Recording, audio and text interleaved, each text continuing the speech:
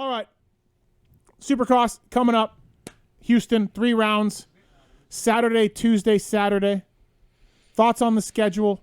Would you like? I mean, obviously we did the 7 races in Salt Lake, but I think things are going to change. Things are never going to be the same. what do you mean? I don't know where Like, that's in going. In what aspect? But well, the world in general. Yeah. But just like for Supercross, like having just no West Coast rounds, and then having these rounds Tuesday. What'd you say? Tuesday, Saturday, Tuesday, Saturday. Yeah, Yep. I mean, I think schedules are going to start to change. In one way, it might be good because it's going to open up their thought process. Yep. Like, geez, it works this Yeah, way. like wow, look, Wednesday Yeah. night Supercrosses are It's popular. great, or right? whatever. So so it could be good that way. I just don't think it's going to be the same as when me and Jake raced. So I don't know if it's for the good or for the bad. Would you like it as a racer? I think I would do well at it. I don't know if I would like it. I think it's a double-edged sword. I think it would be easier on the racer because You don't leave. excuse me. If you look at a 17-round series another with drink? one weekend, yeah, please. Okay. If you look at a 17-round series that you're flying to, let's say, 12 of them. Yeah. Fly Friday, race Saturday, fly home Sunday, train all week. So doing it, would you say it was Sunday to Saturday, Tuesday, Saturday. Saturday, Tuesday, Saturday. Confusing for us. You're not leaving, so I wouldn't assume they're going to be practicing. Yeah. But they're all on the same schedule, and so that load, like literally of flying on a Friday and a Sunday every weekend, Yeah. that takes a toll on To be you. honest, I think it's going to be funner for the rider. I would think the other side to that is that you're not home, right? So if you're married, let's say, which there's more guys that aren't Yeah. than are, but if you could kind of have your crew with you, I think that it would be much easier. I think it would be less stress and toll on the body. You're going to do some training in between then, but the riding's going to be very limited, but they all have to do it. Yep. So I think that physically it would be easier, but the backside, like I said, if you're married and had kids at home or something, I wouldn't assume they're going to be with you the whole time. So you're going to be bummed about that a little bit, but physically I think it would be much easier. Do you think Much easier. Okay, but when you talk about the flying and all that, like I get it, like it wears you out, go west to east or east to west or whatever. I get Yeah. all that, but that's tougher on you than racing 3 times in a week. Like having, what I mean? Like, okay, so yes, but here's why: is because that when you're flying, when you're racing every Saturday, you're training that whole week. Yeah. So there's riding, bicycle, gym. Okay. Yeah, blah, blah, all blah, that's blah, blah, all blah. that's going to be adjusted for what you're doing on Yeah. the race night. Yeah. So just because what he's saying, like you have your week. Yeah, you have your 4-day week that you're putting in your time. So which normally Tuesday's your heavy day. Yep. Monday's fairly heavy, but Tuesday's your heavy day. You're probably not going to have a lot of heavy days. It's going to be a lot of maintaining. Just the racing itself isn't going to wear you out. Supercross per se. Like Supercross. I would Well, rather the have problem is that the racing, I think, is some work, but you don't even have the opportunity to have those heavy days. So it's every your heavy day is Saturday going to be the race. Your heavy day is going to be the race, which typically back like when him and I raced, that's not your Yeah. heavy day. Emotionally or maybe mentally it is, Yes. but not physically. Right. So I think that's where it'll be different, and that's always that fine line to balance is to be able to physically be at your peak, and that's just really hard to do 17 times in a row. Does it favor any person? Like, okay, so Tomac crushed it in Salt Lake. I think Webb actually scored more points overall in those 7 races. No, maybe Webb got second. But anyways, Tomac crushed it.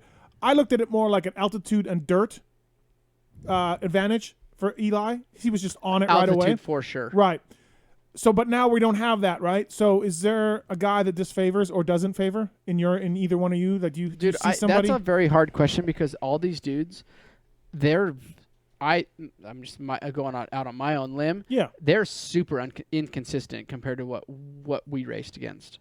Like it was myself, Dunge, and you had Chad. Like you had so many guys that would Stu, that were Maybe consistency in consistent. Stu isn't. Well, but now it's like, dude, you got one guy that throws it in here, and then you got another guy that throws it in there. Like Yeah. you don't have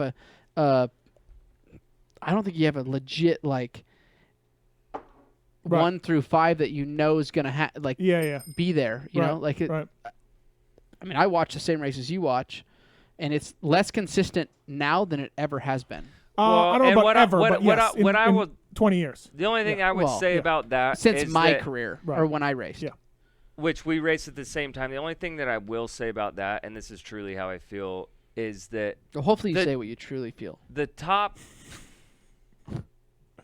Oh, The- what about the hunting? We buddies. we are. That's why I can do that. Okay, all right. The top always seems to be like, there's 1, 2, 3, maybe 4 guys that can win. I feel like what's different now, and I feel like you're going to see this in 21, is that 5 through 12 is going to be like a All over, right. lottery. Yeah. Like and even when I race, like I would say maybe 4 through 7.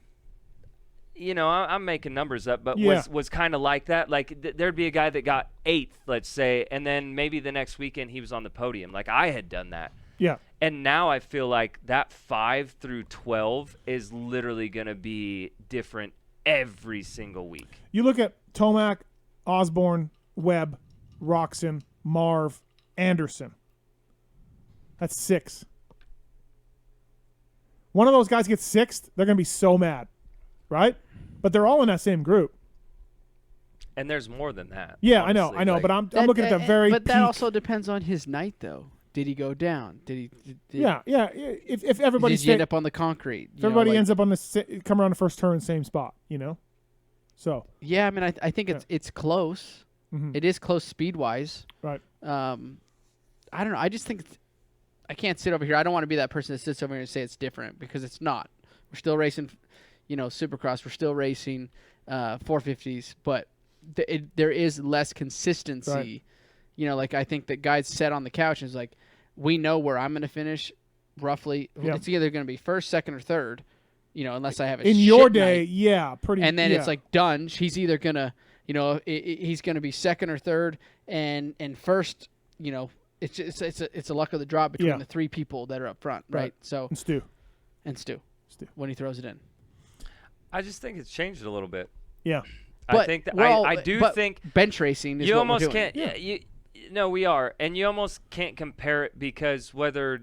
And I don't want to because I don't want to be that guy's like, oh, in our day we did this. No, That's no. Not, And he did a great job, and you're not going to argue Dunge, or you're not going to argue Stu or Chad, or you're Yeah. not going to argue those guys. But I think that as fans, you should be appreciative that you have, if you gave me a sheet of paper with the guys, there's 8 guys that have won races and could win on any night, And and it was a little I different. didn't even put Adam in there. Adam. Exactly. what do you mean? He was fucking phenomenal. I know. Yeah, That's what but he's just, saying. Just talk, That's I what He he's didn't. said saying. I'd even put him in there. No, I didn't even put him in there. No, and then Oh. you Didn't even even put look him in at there. like, could Sexton win a race this year? I think so. Yeah, Do you? yeah. Do you think I so? do. I don't know that he will, No, but no, I think that he but could. I believe he's in shape. Yeah. And he has the speed. I and really he has the do. bike and the team to win yeah, a race. Yes. I Yeah. really do. So I just think that it's a little bit different. I don't even want to say that there's no one dominant because that would, if you look at paper, that would be Eli right now. Yeah. But it seemed that there was a stretch of years that there was like 3 or 4 guys that it's like it's going to come down to those 3 or 4. And going into 21, I feel like for me, I'm scratching my head. I mean, yeah, Eli won last year, so you He's the initially slight give, favorite. I think the best you way to- initially give him the nod. Yes. But there's so many guys that have won multiple races that who's going to win the first round? Yeah. Like, we talk about this all the time. Who's going to win the first round? Usually you're talking Well, if it's about muddy and it's Barsha, if it's muddy inside the Astrodome. or Usually- inside I think he's gonna be. I think he's gonna be he's gonna be good this year. Usually you're talking about 1, 2, 3, maybe 4 Yes. guys. Yeah, I yeah. feel like now, for whatever reason, they seem to be crunched up a little bit closer. Yeah. I I would, love when people ask me, "Hey, should you who should I like fantasy?" I'm like, dude, I'm the worst person to ask because I look at like 7 guys here that potentially could win right.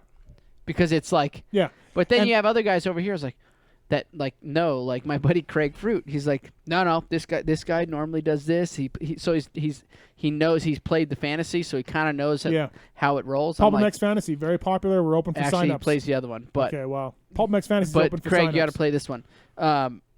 But yeah, and I'm like, he goes, well, who should we do? I'm like, dude, I have no idea because I want to take all of them because I know Yeah. all their different talents and Well, like I'm the worst person to ask. So all- would you be?